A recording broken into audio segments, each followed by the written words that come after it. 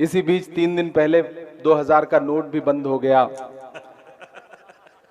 अच्छा, कर्नाटक हारने के बाद 2000 का नोट तो बंद करना ही था उन्हें। जो नोट उनके काम नहीं आ सकी उसे बंद कर देना ही ठीक था।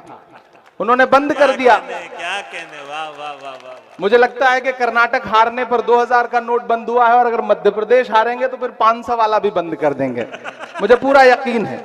मैं एक नज्म सुनाता हूं, ऐसे आते हुए रास्ते में हो गई है, लेकिन उसके लिए फिर थोड़ा सा आप उसी मूड में सुनेंगे तो मैं सुना पाऊंगा कि हर भारतवासी की चाहत जीत गई कर्नाटक में, जीत गई कर्नाटक में। क्या कहने, क्या कहने। मुझे लगना चाहिए कि ये वही सीमांचल है जिसने मुझे दुआएं दी 2012-13 में, जब मैं एक नया सा शायर आपके बीच आता था। आपने दुआएं दी और फिर आपकी दुआओं ने मुझे हिंदुस्तान की सबसे बड़ी पार्लियामेंट में पहुंचा दिया।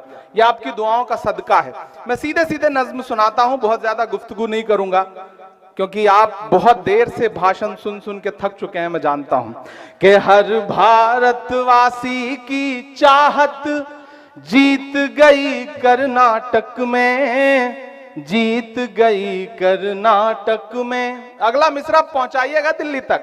कि हर भारतवासी की चाहत जीत गई कर्नाटक में, नफरत हारी और मोहब्बत जीत गई कर्नाटक में। हर भारतवासी की चाहत जीत गई कर्नाटक में, जीत गई कर्नाटक में। पहला बंद सुनिएगा इस नज्म का कि नफरत छोड़ो भारत जोड़ो वाला नारा जीत गया। अल्ता हाट वालों तैयार रहना अगले मिसरे पर। कि नफरत छोड़ो भारत जोड़ो वाला नारा जीत गया, लाखों वाले सूट से एक टी शर्ट हमारा जीत गया। क्या कहने, क्या कहने, वाह। मुझे लग रहा है कि मैं थोड़ा थोड़ा रंग में आ जाऊंगा अगर आपने सुनने की कोशिश की तो। कि नफरत छोड़ो भारत जोड़ो वाला नारा जीत गया, लाखों वाले सूट से एक टी शर्ट हमारा जीत गया। एक तपस्वी सच का दामन थाम अकेले निकला था, सब झूठों की हार हुई और एक बंजारा जीत गया। उसकी जिद और उसकी बगावत जीत गई कर्नाटक में, उसकी जिद और उसकी बगावत जीत गई कर्नाटक में। नफरत हारी और मोहब्बत जीत गई कर्नाटक में। हर भारतवासी की चाहत जीत गई कर्नाटक में, जीत गई कर्नाटक में। वही कर्नाटक जहां हिजाब बैन कर दो, हिजाब तो हिजाब हलाल बैन कर दो। आप सबने सुना होगा।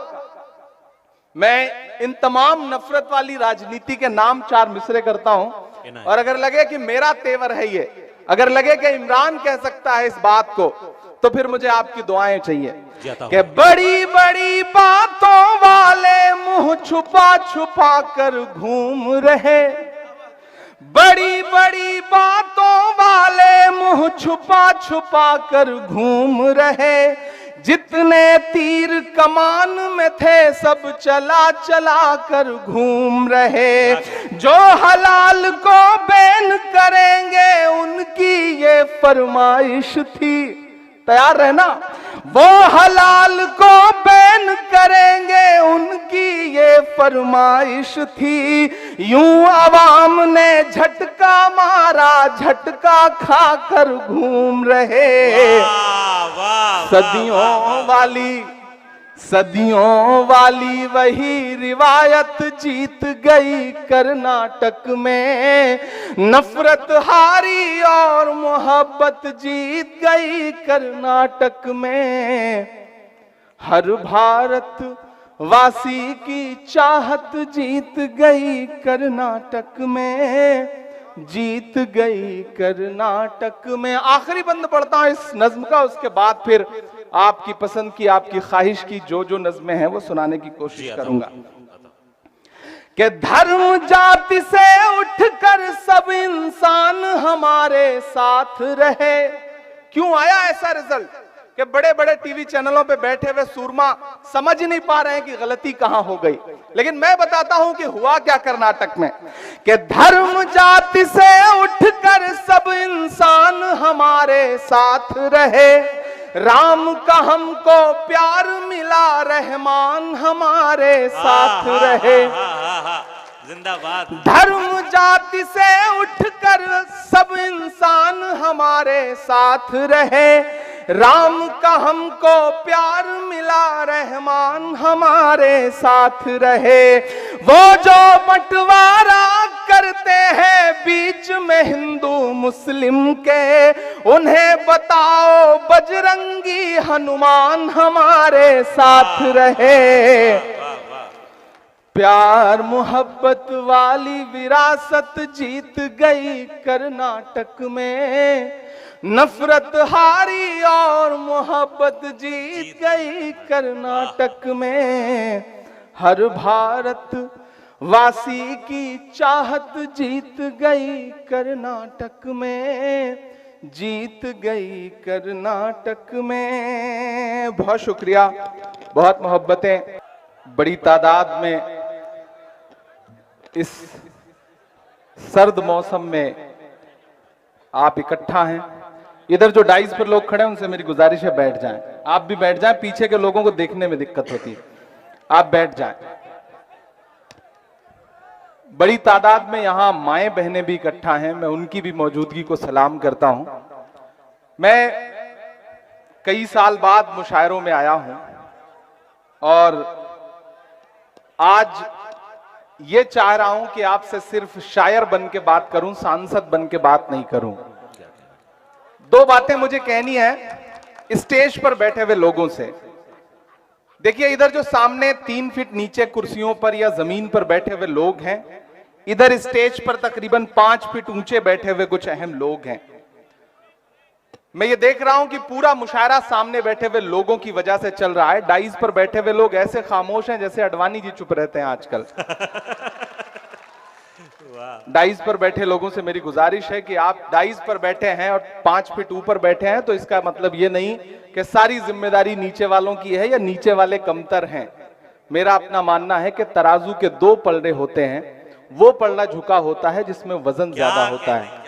आप ज्यादा वजनदार लोग हैं, आप नीचे बैठे हैं और आप पूरी जिम्मेदारी से मुशायरे को चला रहे हैं, लेकिन स्टेज के लोगों की भी जिम्मेदारी है कि आप सब भी इस मुशायरे को उसी तरह से बनाएं, खूबसूरत बनाएं, अच्छा बनाएं जिस तरह सामने बैठे हुए लोग बना रहे हैं। यहाँ मोहतरम अशफाक करीम साहब बैठे हुए हैं जो राज्यसभा में मेंबर ऑफ पार्लियामेंट है राज्यसभा के और बड़ा मेडिकल कॉलेज चला रहे हैं। बिहार सरकार के मंत्री इसराइल मंसूरी साहब तशरीफ फरमा हैं। हमारे बुजुर्ग इजहार अशफी साहब यहाँ बैठे हैं जो आपके एमएलए हैं। अंजार नईमी साहब बैठे हैं। एक्स एमपी सरफराज साहब बैठे हुए हैं।